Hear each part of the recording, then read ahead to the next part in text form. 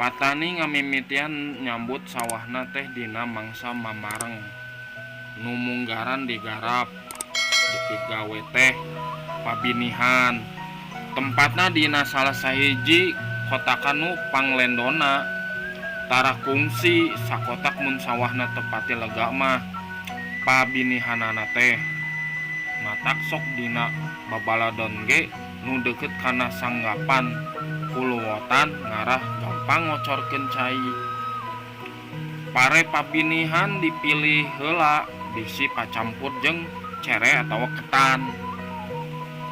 Beunang milih kakara diirik atawa dikerok. Dipurageun bangsalna tina gegesan. Samemeh ditebarkeun mudu dikeum heula.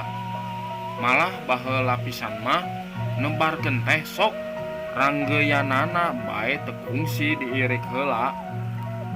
Pawinian teh diatur, diheulerankeun, dijadikan sababaraha heuleur, tuluy disegeg. Malah sok ditanceban bebegik sagala minangka panyingsieunan manuk sareng senat tebar kakara mitembeyan macul.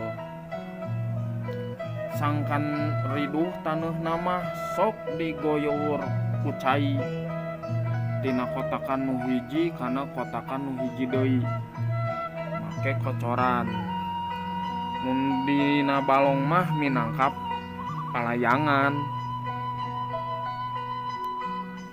Rajeun oge ngagarap sawah teh ngagunakeun munding, tapi pacul mah teu tinggalin najan ku munding oge.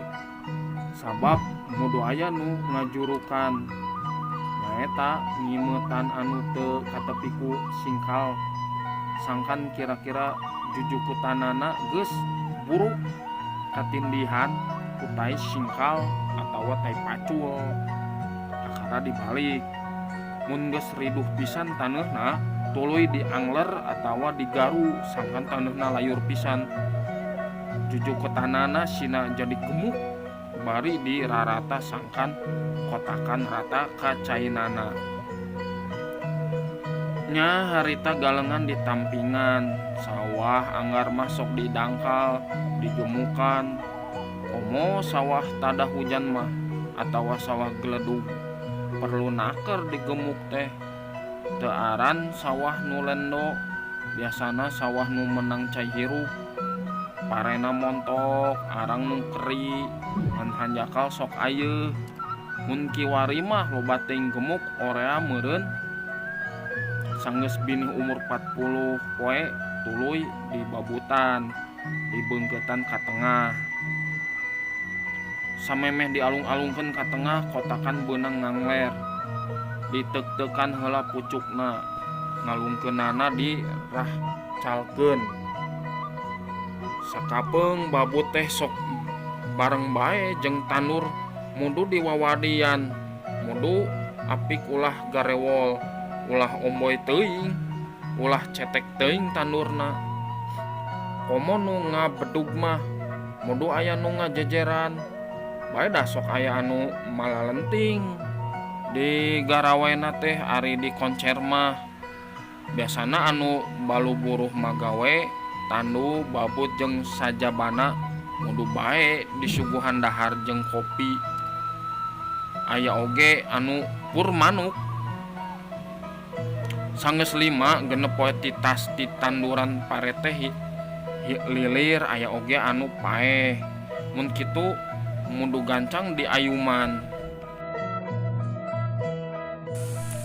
Mun geus gumunda mudu geuwat dirabut dijampretan jujukutanana bari dilelep-lelepkeun ku suku sangka jadi gemuk.